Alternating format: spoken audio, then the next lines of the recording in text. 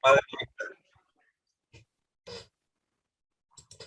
Padre que estás en el cielo, Señor, te llegamos de vuelta ante tu presencia y te agradecemos porque nos das el tiempo y la posibilidad de estudiar un poco más.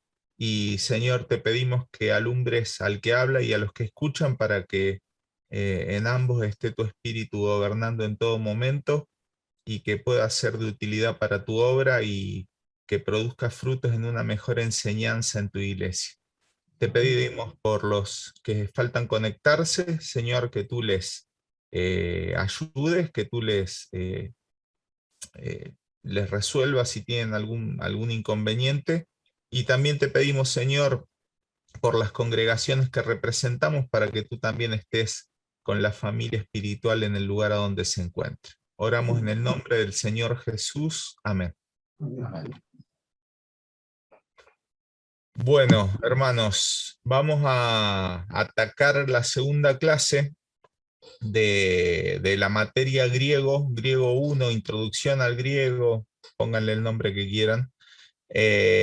Como ya les dije la semana pasada, es una materia instrumental, es decir, no es una materia bíblica estrictamente, sino que es una materia que nos ayuda a la hora de leer la Biblia y de entenderla, y es una materia que se tendría que dar, para mi gusto, pegada con hermenéutica y pegada con una materia que no tenemos en el instituto, pero que ustedes pueden estudiar por sí mismos, que es la gramática española. ¿Por qué? Porque la gramática griega y la gramática española son muy parecidas, muy parecidas. Básicamente es lo mismo.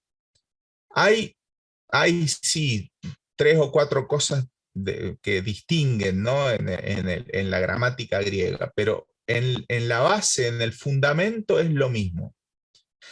Y la gramática es la base de la exégesis. Es decir, si yo no comprendo lo que es un verbo, un sujeto, lo que es un sustantivo, lo que es un adverbio, si no sé qué es un tiempo presente, pasado, futuro, o no entiendo qué es un modo indicativo, subjuntivo, a la hora de leer el texto, caigo en lo que intuitivamente resuelvo.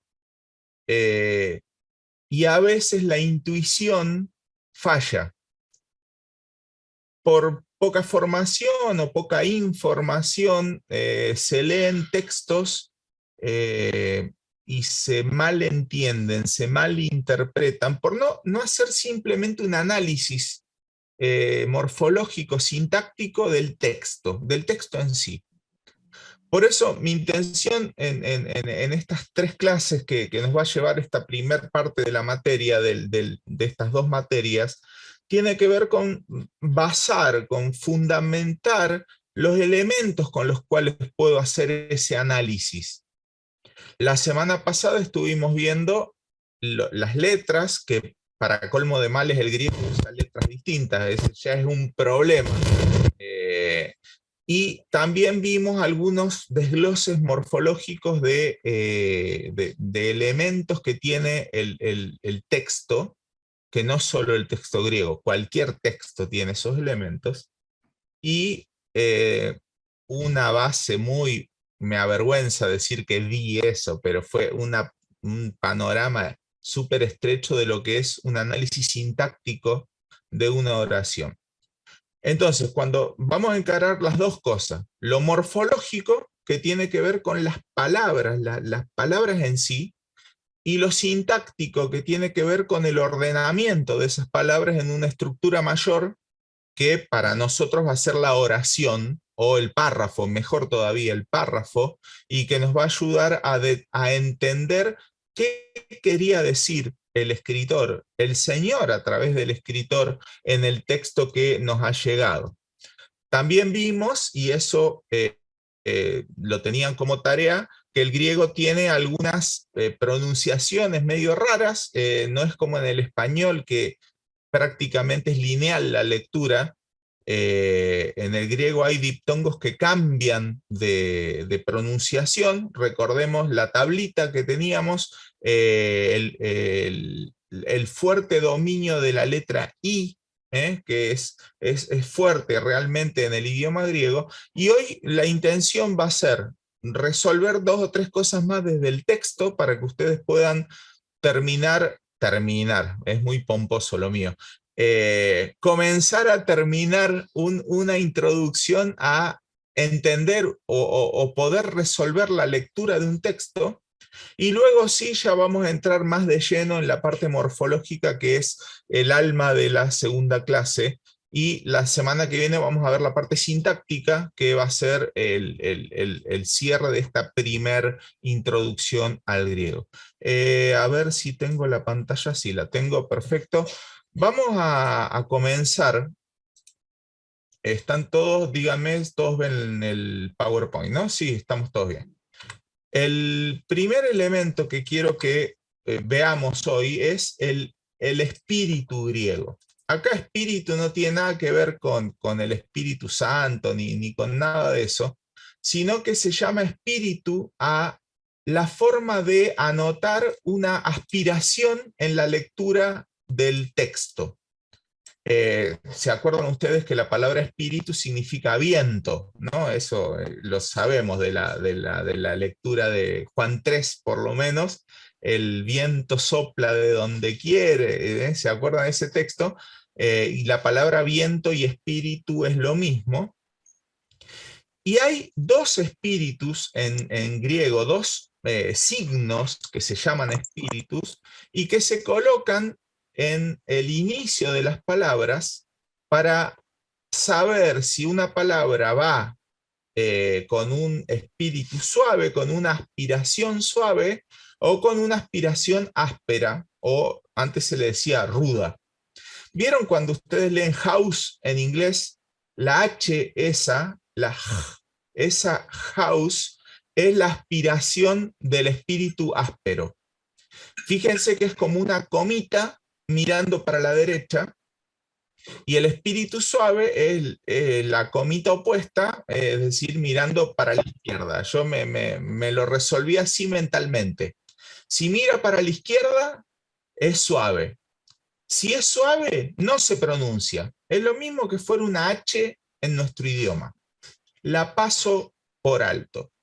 Pero si es para la derecha, es un espíritu áspero o rudo, la tengo que aspirar. ¿Sí? Fíjense, por ejemplo, ahí abajo tenemos un ejemplo. Arriba de la alfa hay una comita de espíritu rudo o áspero. Entonces, en vez de leer amartano, vamos a deletrear A-M-A-R-T-A-N-O,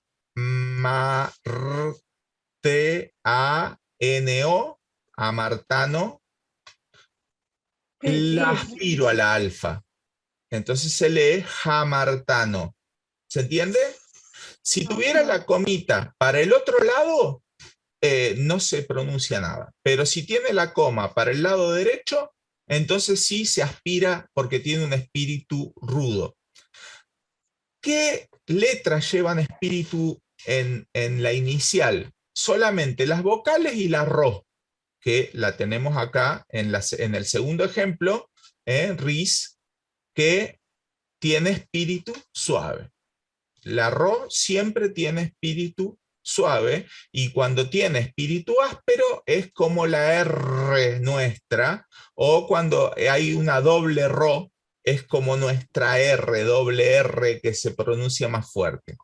Fíjense acá, tenemos otra vez un espíritu suave, entonces la E, la ETA, no se pronuncia con aspiración y queda con erao, como está escrito.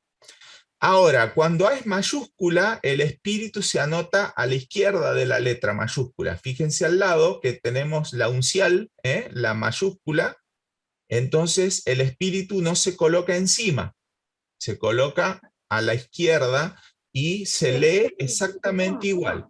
Para la izquierda, suave. Para la derecha, áspero.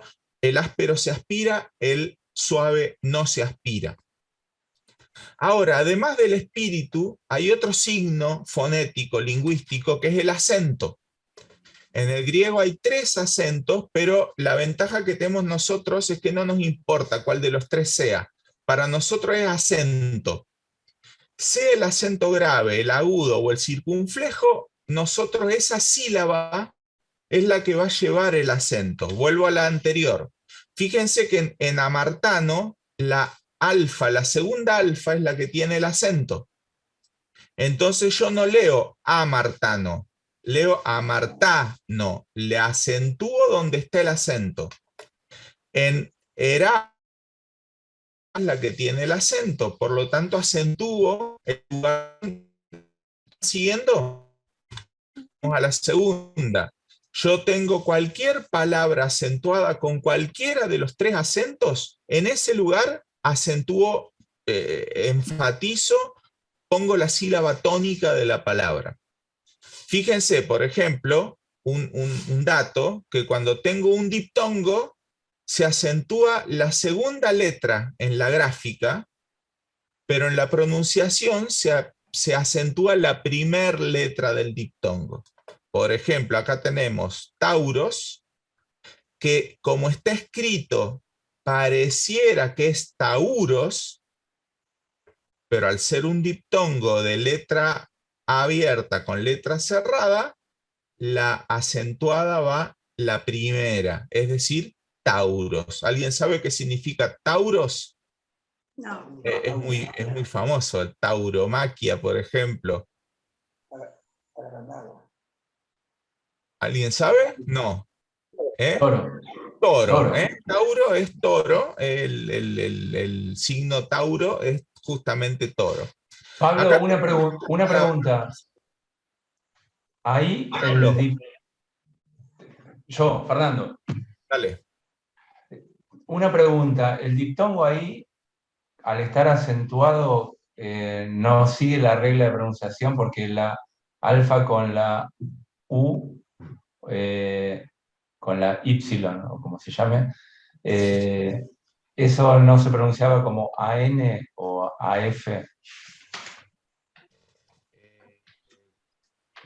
Sí, pero cuando va seguida de una consonante tónica, por ejemplo una T, la R no es una consonante tónica, entonces no se respeta la pronunciación que vimos antes de AB o AF. Okay. En este caso, la RO es una consonante que no lleva la ley de la AB o AF. Acá Okay. tenemos otra palabra que tiene un diptongo, se acentúa la segunda en la gráfica, pero se acentúa la primera en la fonética. Entonces, soine, que también es una palabra que lleva un diptongo acentuado.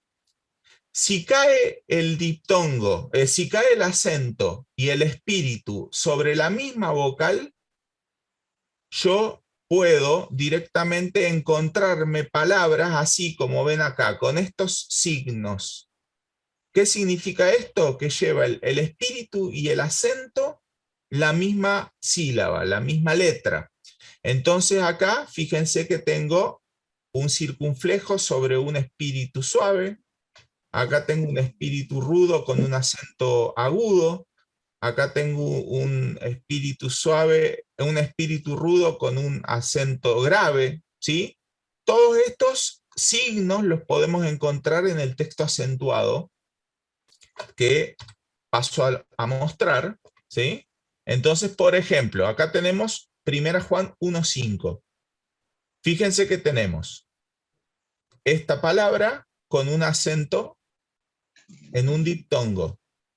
Dijimos que se acentúa la primera vocal del diptongo, por lo tanto esto es CAI. Acá tenemos otra palabra que tiene el espíritu y el acento sobre la eta o la ita, estin. Entonces, como yo tengo el acento en la E, digo estin. ¿Se entiende lo que estoy diciendo? Estin, No. caí, estin, afté. Para mí nada. Y acá miren esto. Tengo un espíritu rudo sobre una eta o ita. Entonces esto se pronuncia ji. ¿Me van siguiendo? Sí, sí, Pablo, sí. Perfecto. Acá tengo otra palabra que ustedes la deben tener de algún lado, agelía, en la cual hay una doble gama. En la doble gama, en la pronunciación moderna, se clava una N antes de la G, angelía. Ángelo es algo que nosotros usamos mucho en nuestro vocabulario evangélico. ¿Qué es un ángelo o un angelo en italiano? Un ángel. Un ángel. ¿Y ángel qué significa? ¿Alguien se acuerda? Carlos, ¿qué es ángel? El mensajero. Mensajero. Por lo tanto, acá hay algo que va a tener que ver con mensaje. Mensaje, mensajero.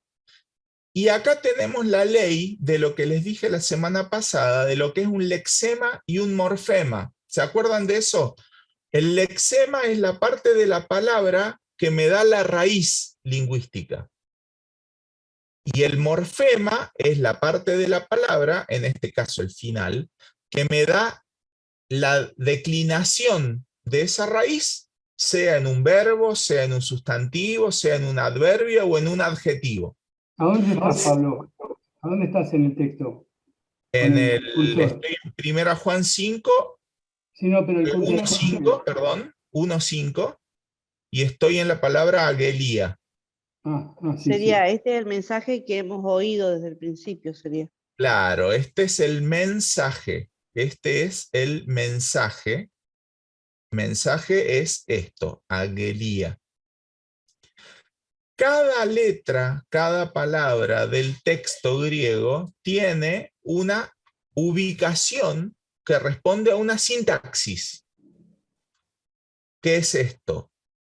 No se ordena el texto griego o la sintaxis griega igual que se ordena la sintaxis castellana. Pasamos a ver un interlineal. Espérenme que me tengo que acordar cómo se pasa.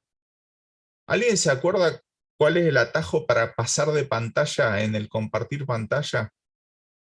Yo nunca me acuerdo. No. ¿Ahí cambió? ¿Para No. ustedes cambió la pantalla? No, No. entonces no es eso. Vamos por otro lado. Bueno, ahí sí, ¿no? Ahí lo tenemos.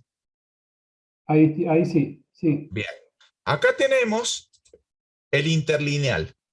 Fíjense en 1.5, que es este que está acá, que dice 1.5 justamente, cómo está ordenado el texto.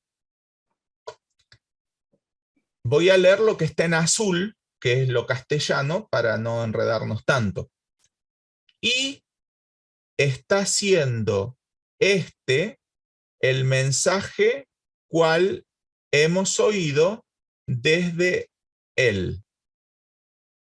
¿Bien? ¿Van conmigo? Y, caí es y, está siendo estin, auté o afté, el, g, mensaje, agelía, cual o el cual hemos oído, y acá le falta en la traducción desde el principio, que es mejor. 1.5, para que cambie de traducción, el cual hemos oído desde él, y acá falta principio, porque principio está contenido en hemos oído. Fíjense en la palabra que acá se traduce hemos oído. Y si ustedes se acuerdan, hay una raíz Hemos es del pasado. que tiene que ver con arge, que es principio, que está en Juan 1.1 también, que ustedes lo pueden encontrar. Y luego dice, y estamos declarando a ustedes que el Dios luz es. Fíjense, acá obviamente en el sustantivo propio, el griego pone un artículo definido, el, jo, el Dios. ¿Qué significa un artículo definido frente a un sustantivo? que ese sustantivo es único, el Dios. Nosotros ante el sustantivo propio no ponemos artículo, de hecho lo desalentamos. La Laura, el Pedro, el Fernando, está mal visto. Si alguien llega a escribir, le dije al Brian que venga para las casas, está mal. En griego es obligatorio el artículo definido. El Dios. ¿Lo ven aquí? Jo Theos, Jo Theos. Ahora, ¿qué pasa cuando no hay artículo definido? Se supone el indefinido. ¿Cuál es el artículo indefinido? Un. Es decir, que acá si no estuviera la letra esta Jo, tendría yo que leer que le estamos declarando a ustedes que un Dios luz es. ¿Me entienden? Acá hay algunas leyes gramaticales que tiene el griego. Artículo definido para los sustantivos. Si no está el artículo definido, en general se supone el indefinido. Un. ¿De acuerdo? Esa es la traducción, Pablo, es la traducción de Juan 1.1 de los testigos. Bueno, en Juan 1.1 de los testigos de Jehová, Un Dios. discúlpenme que vaya para allá, pero este es un texto emblemático de los testigos de Jehová. Fíjense, en principio era la palabra, y la palabra era hacia el Dios. Ton es un artículo definido. Al el Dios. Y Dios era la palabra. Y ellos dicen, como acá Zeus no tiene artículo definido, es indefinido. Y los testigos de Jehová traducen, y la palabra era un Dios. Pero ¿qué pasa en realidad? Lo que pasa en realidad es que la gramática griega, y acá voy a volver a lo anterior, la gramática griega pone al sujeto, al adjetivo delante del sujeto. Entonces, si yo leo en griego que la palabra era un Dios, acá tendrían que estar invertidos el orden de las palabras. Pero como dice, Dios era la palabra, Dios acá no es un sustantivo propio, sino que es un adjetivo de la palabra. En el Nuevo Testamento de Pablo Besón lo traduce de una manera que creo que...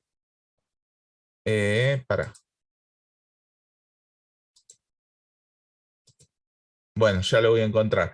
Traduce la palabra o el verbo, era divino. Y me parece que es más acertada esa traducción, porque acá Dios no opera como sujeto propio, sino como cualidad de la palabra. Esto es gramática, simplemente gramática. ¿Qué pasa con 1 Juan 1.5? Este es el mensaje el cual hemos oído, desde él dijimos que en oído está contenido principio, y estamos declarando a ustedes que el Dios luz es. ¿Nosotros cómo lo traducimos en español?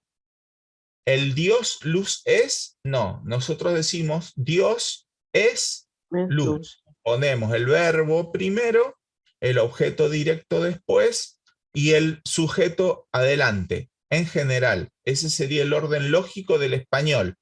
Dios es luz. Sigo en griego. Y oscuridad no es en él ninguna. Esto está bien escrito en griego, pero en español esto está desordenado. Entonces, ¿qué tengo que reconocer? ¿De quién estamos hablando acá? Cuando dice, y oscuridad no es en él. ¿Quién es él? Tengo que identificar el sujeto. El sujeto de esta oración. Importantísimo que reconozcamos quién es, porque en esta segunda parte no está dicho. Es un sujeto que está tácito. Y el sujeto tácito es Dios. Entonces acá, y oscuridad no es en Dios ninguna. Ahora, ninguna, que está al final, es una palabra que está afectando ¿a quién? ¿A Dios? Ninguna con Dios no tiene correspondencia ni de número, pero se corresponde en número y en género con oscuridad. Individuo, oscuridad, género, femenino, número, singular. Entonces, yo puedo traducir, y ninguna oscuridad es en él. O en él no es ninguna oscuridad, o no hay tinieblas en él. Como en nuestra traducción dice, no hay ninguna tiniebla en él. Si queremos ser estrictamente lógicos, no hay, y ninguna sería una doble negación. Esto estoy hablando de lógica formal, ¿sí? Doble negación es afirmación. Pero en el uso del griego koiné no hay ninguna, es un aumentativo, es una hipérbole de que de ninguna manera hay tinieblas en Dios.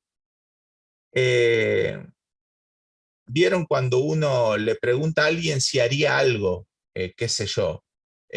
Vos, Susana, ¿vos escupirías en la calle? Ay, no, jamás de los jamases.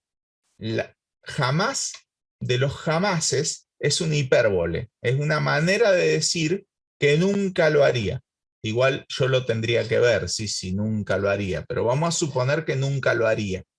Ahora, cuando Juan escribe, no hay ninguna tiniebla en él, no hay tinieblas en él, hubiera sido suficiente. Pero lo enfatiza, no hay ni la más chiquita de las tinieblas en él. ¿Van conmigo? ¿No los he perdido todavía? Muy bien. Volvemos a la otra página. A la otra página me refiero al PowerPoint. Y ahora quisiera entrar con ustedes en el análisis morfológico de algunas palabras. Dijimos la semana pasada que la morfología viene de forma. Morfe es forma. Y la idea de morfológico o de análisis morfológico tiene que ver con analizar palabras. Las palabras, dijimos también la semana pasada, vamos a descomponerlas en dos elementos, por lo menos en dos. Hay más, pero con que reconozcamos dos nos sobra. El lexema y el morfema. ¿Qué es el lexema? Es la raíz lingüística, es la raíz, el origen, el lugar de donde yo capturo el sentido de esa palabra, el sentido inicial de la palabra, y el morfema es un anexo que se le pone al lexema para darle un sentido en el texto. Yo, por ejemplo, puedo tener un morfema, fíjense que acá elegí un morfema que es ginosco. Ginosco o ginosco es el morfema de conocer, conocimiento. De acá hay una palabra que todos hemos oído alguna vez, la palabra gnosis. ¿Sí? La palabra gnosis es conocimiento. Hay palabras que son de la familia. Por ejemplo, ginosco, que es conocer. Agnosis, que es no conocer. Y hay en la primera de Juan muchos usos de la idea, de la raíz del lexema ginosco, ginosco. Fíjense que acá tengo un idéntico escrito, ¿eh?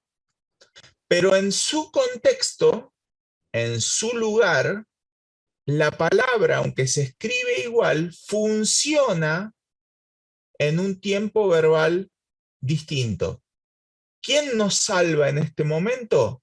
Don Robinson.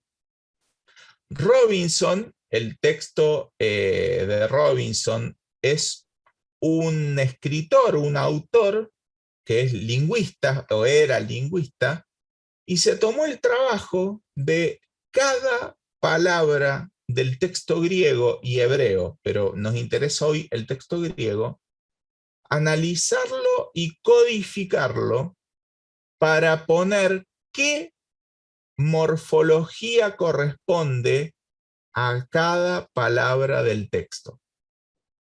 Hay que agradecer a muchas personas que se han sentado muchas horas, muchos años a estudiar, a traducir, a codificar, para que nosotros lo tengamos en español. ¿Se imaginan si tuviéramos que leer así en la iglesia y explicar así en la iglesia a gente que no entiende griego y nosotros que tampoco entendemos griego? Sería un gran problema. Y una de las grandes bendiciones que tenemos, y que esto, acuérdense, es hijo de la Reforma, que los reformadores tenían esa impronta de poner la Biblia al alcance de la gente, que la pueda leer en su propio idioma, y bueno, Don Robinson hizo su gran aporte. Dentro de los verbos, nosotros vamos a estudiar 3 elementos que tengo que determinar cuando encuentro un verbo en el texto bíblico. Esos 3 elementos son el tiempo, la voz y el modo. El tiempo, la voz y el modo son modificadores de los verbos. Vamos a empezar por el más fácil de todos, que es el tiempo. ¿Qué es el tiempo verbal? Me indica en qué momento o en qué tiempo se desarrolla la acción que describe el verbo. Nosotros en español tenemos básicamente 3 tiempos: presente, pasado y futuro. En griego hay un presente, un futuro, pero 2 pasados, ¿sí? 2 pasados que se llaman distinto. Uno es pasado, tal cual, y otro se llama aoristo, que es la idea de algo que pasó, que se localiza en el pasado, que se terminó de producir en el pasado. El otro pasado es un pasado perfecto, en el cual la acción continúa al presente, permanece en el tiempo y se ancla también en una realidad presente. Vamos a ver el tiempo presente. Fijémonos en 1 Juan 4:13. En 1 Juan 4:13 está la palabra ginoscomen. Ginoscomen. A ver, alguien que la lea, por favor, en castellano. En esto conocemos que permanecemos en Él, y Él en nosotros, en que nos ha dado de su Espíritu.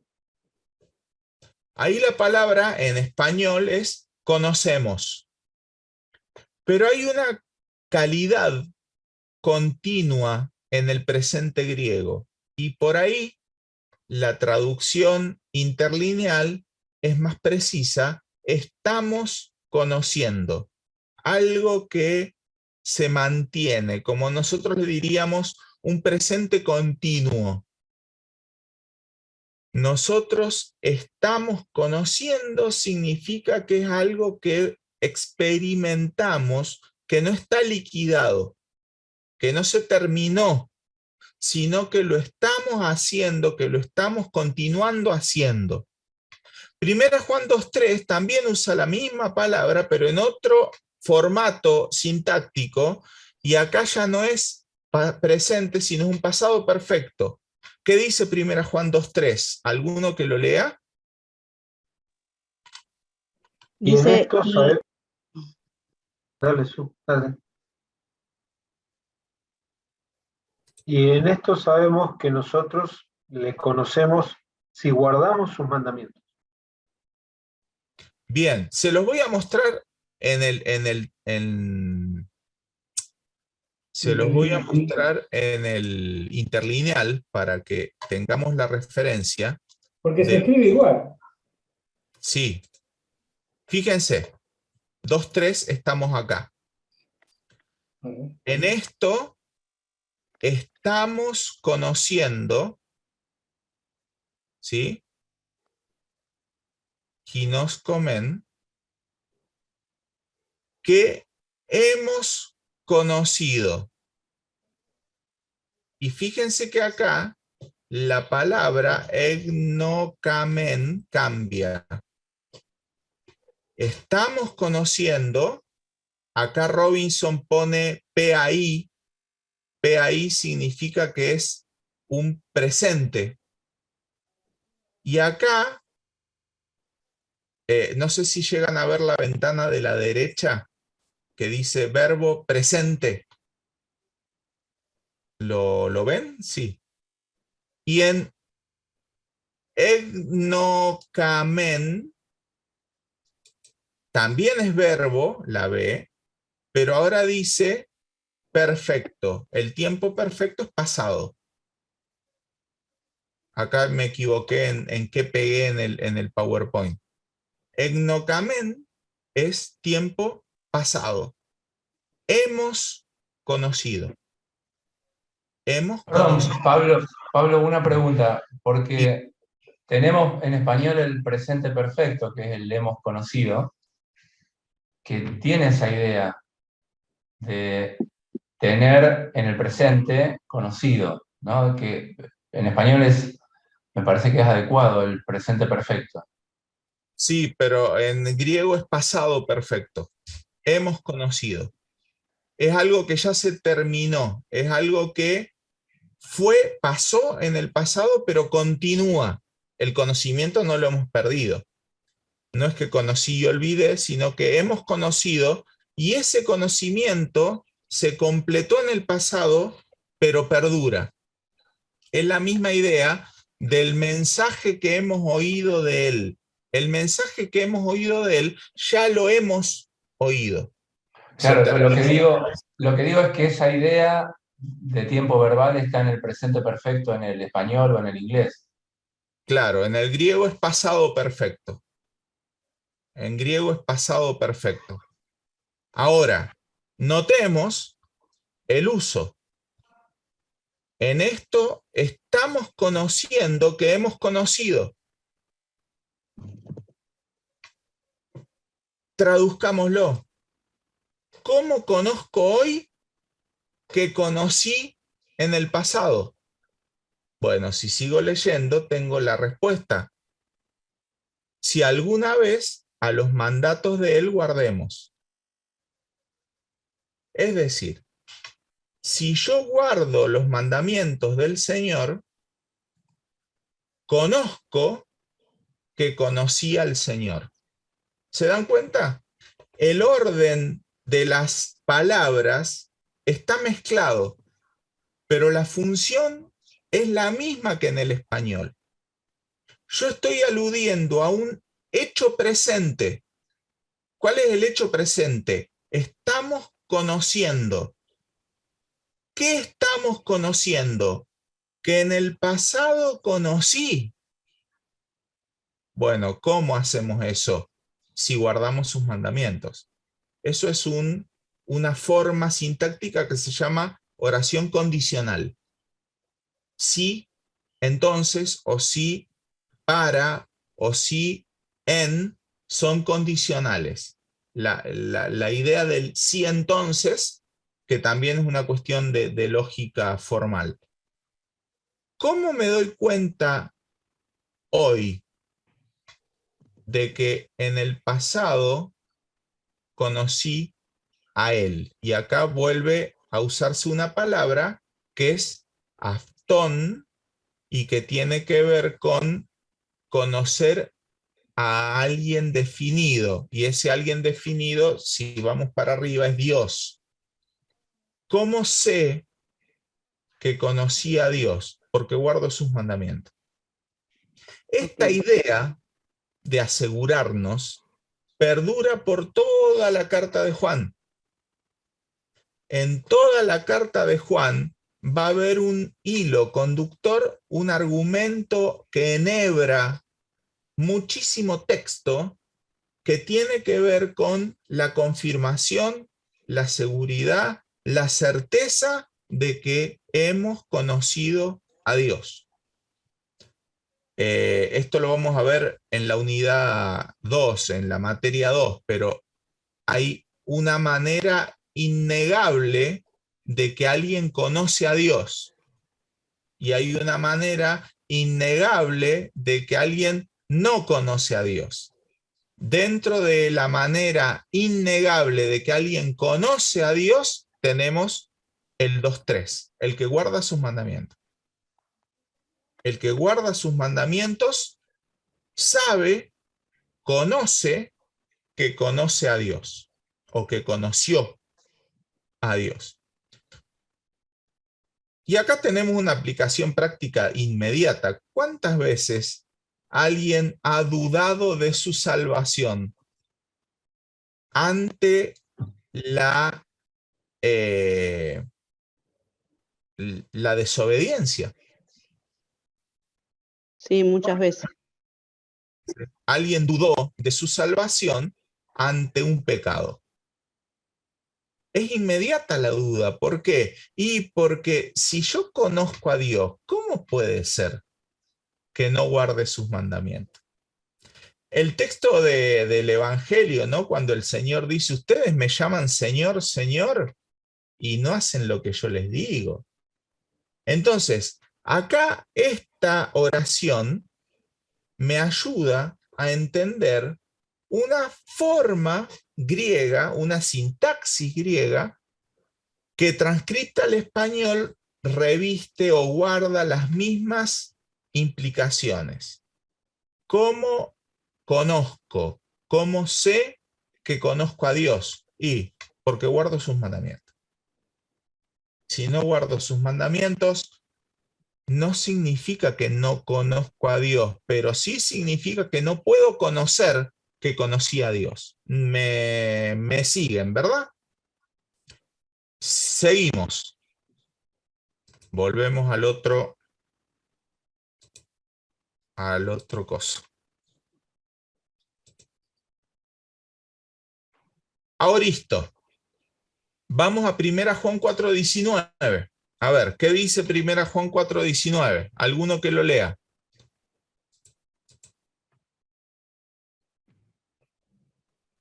Nosotros le amamos a Él porque Él nos amó primero. Muy bien. Vamos a pasar al texto interlineal. Che, después algunos de los que son así medio molestos para investigar, díganme el cortocircuito para cambiar de pantalla sin tener que hacer todo este lío. Fíjense cómo se lee en griego. Nosotros estamos amando. Acá la palabra es agapomen, que si ustedes miran a la derecha dice verbo presente. Agapomen viene de la palabra del lexema ágape.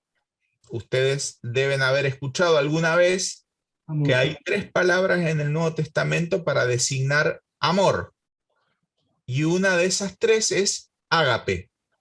Bueno, ágape, en este caso agape, hasta la pi, es el lexema.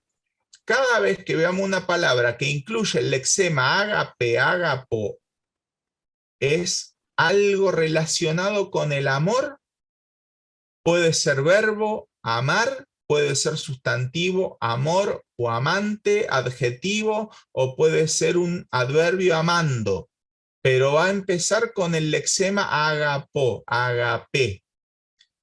Nosotros estamos amando. Presente. Un presente que dijimos en el griego es continuo. Continuamos amando porque él, y volvemos al autos que vimos antes, él primero amó a nosotros. En español decimos primero nos amó, pero noten que acá amó, que también tiene la palabra igapesen,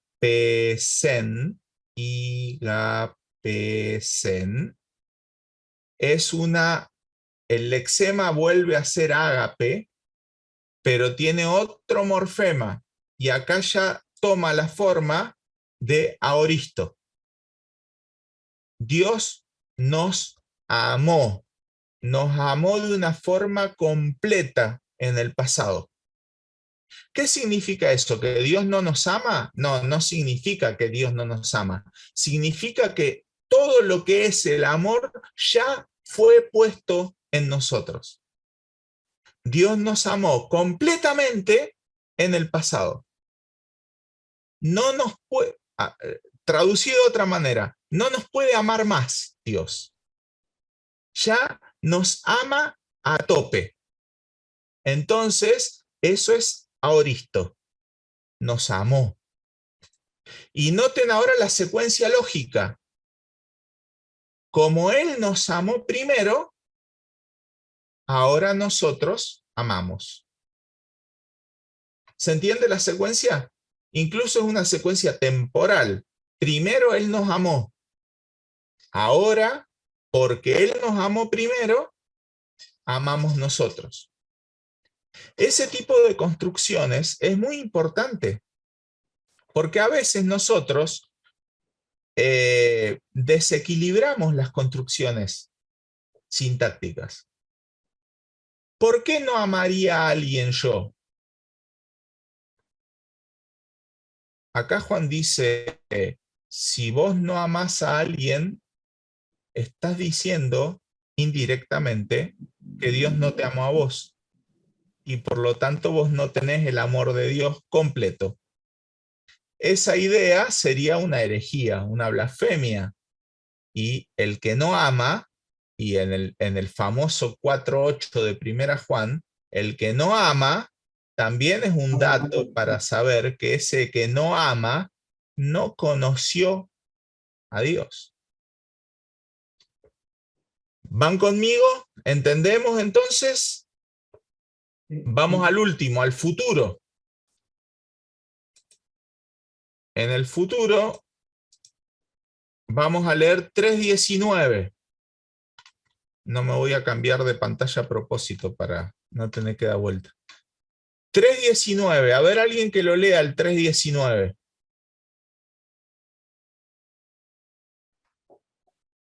Y en esto conocemos que somos de la verdad y aseguramos nuestros corazones delante de Él. Te aseguraremos. Bien, acá hay un texto que dice 3.19, en esto conocemos que somos de la verdad. En el español han traducido conocemos en tiempo presente.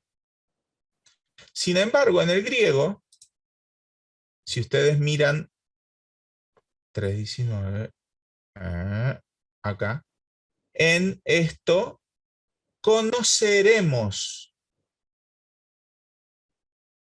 Acá vuelve a estar la palabra ginosco, pero acá gnosometa. Gnosometa. Y la forma es futuro.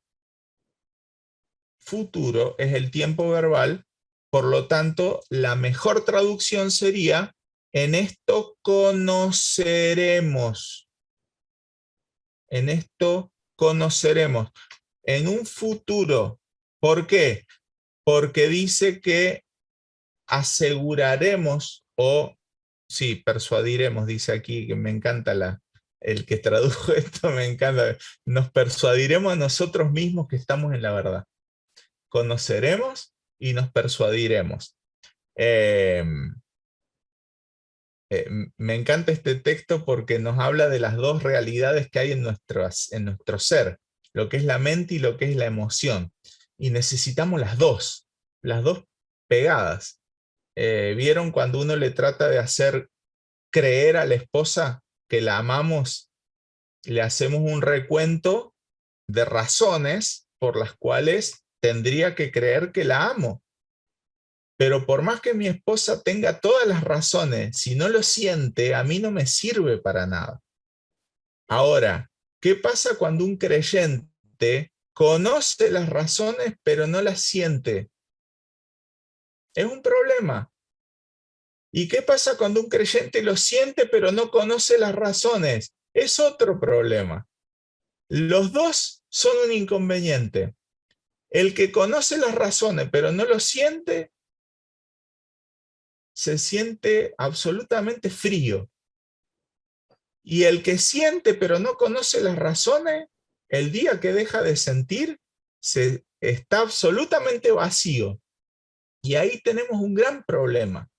Entonces Juan escribe, en esto conoceremos que somos de la verdad y nos persuadiremos o nos convenceremos. Acá habla de la emoción, del sentimiento del corazón ante él.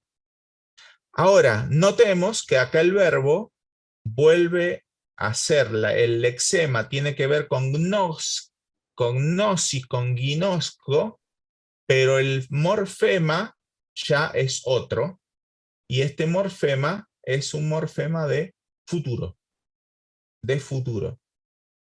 Hay muchos otros elementos dentro del pasado, presente y futuro que no los vamos a nombrar, pero el que quiera, hay una gramática muy buena de Dana que les recomiendo y que si alguno la quiere le paso el PDF, aunque lo pueden descargar de internet fácilmente. Recapitulando.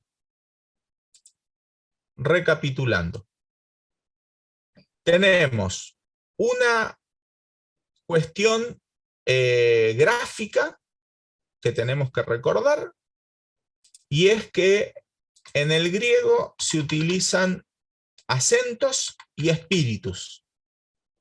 ¿Qué son los espíritus? Es la manera de atacar la primera letra de una palabra.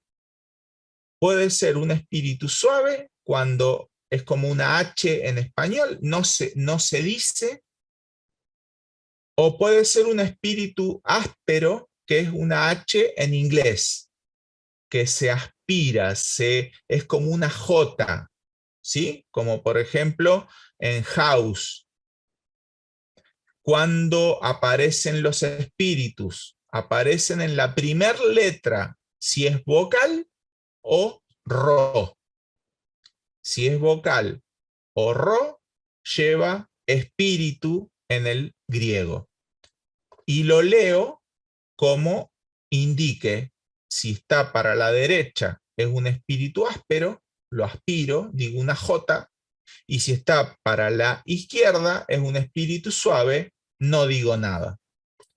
Además de eso, vimos que hay acentos. Los acentos, a pesar de que son 3 y tienen su particularidad, a nosotros en realidad nos da la indicación simplemente de cuál es la sílaba tónica.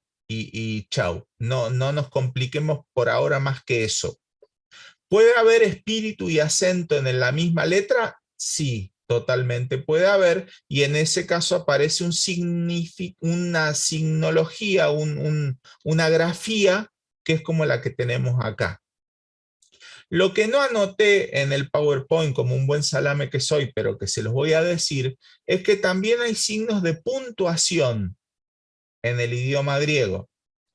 Los signos de puntuación que más nos interesan a nosotros son el punto, que el punto en griego es como un punto en castellano, el punto y coma, que es el signo de pregunta. Cuando en el texto griego aparezca un punto y coma, es un signo de pregunta. El signo de pregunta a la derecha, el signo de pregunta que se cierra, ahí termina la pregunta. Y luego tenemos un punto que se pone elevado sobre el renglón, no en el renglón, sino un poco más arriba, y ese punto elevado es como un punto y coma o un dos puntos en español. Entonces, cuando yo leo en griego y encuentro un punto, es que ahí termina una oración. Si encuentro un punto y coma, es que ahí hay una pregunta. Y si encuentro un punto elevado, es que la oración no terminó, pero que ahí hay una pausa, ahí pasó algo. Puede ser como un punto y coma, o puede ser como un dos puntos y que la cuestión va a seguir. Tiempos verbales, segunda parte de la clase. Repasemos. En griego tenemos al menos 4 tiempos verbales que nos interesa precisar e identificar. Los tiempos verbales presentes, que normalmente tienen una forma de presente continuo. El tiempo verbal pasado perfecto, algo que en el pasado se desarrolló, pero que su efecto continúa. El tiempo aoristo, que es algo que pasó y se localiza en el pasado y se completó en el pasado. Y el tiempo futuro, que obviamente es algo que todavía no pasó, pero que va a pasar. Ese va a pasar puede ser subordinado a una condición o puede ser ayuno de condiciones. En ese caso el contexto nos alumbra de que algo vaya a pasar sí o sí, o algo va a pasar si pasa determinada condición, en cuyo caso tenemos una oración del formato condicional. ¿Preguntas hasta acá? ¿Alguna duda? ¿Alguna pregunta? ¿Alguna cuestión? ¿Algún aporte? ¿Algún saludo en griego? ¿Nadie estudió cómo se saludan los griegos? Un amigo mío le decía grecios, pero no es grecios. ¿No? Bueno, me alegro que todos hayan entendido tan perfectamente todo. Susana, ¿levantaste la mano o estás por apagar el micrófono? No. No, yo no fui. Bueno, perfecto. Bueno, Iba a decir vamos raro, a parar no acá. veo nada que ver. Vamos a tomarnos unos... ¿Qué hora es? 1:30. 10 minutos, ¿les parece? Nos tomamos 10 minutos y seguimos con la segunda parte, que es todavía más interesante que la primera. Ustedes creen que esto es una ironía, pero a mí me encanta esto. Es una cosa que a mí me encanta estudiar. Desgraciadamente no a todo el mundo le encanta y soy consciente de la aridez que para algunos puede ser todo esto. Les animo a que no se rindan, porque cuando uno empieza a detectar cuestiones en la escritura, que en el texto castellano, y ojo, que no es que el texto castellano esté mal, sino que hay una economía necesaria, que no puedo poner todas las opciones lingüísticas en una traducción, y empiezo a descubrir que esto es un tesoro que le saco y nunca se acaba. Y ahí haber aprendido algunas cuestiones gramaticales realmente rinde muchísimo su fruto. Así que a los que están desanimados, anímense; a los que están decaídos, arríbense; y a los que estén cansados, tómense un café bien cargadito y volvemos en unos minutos para seguir con la clase.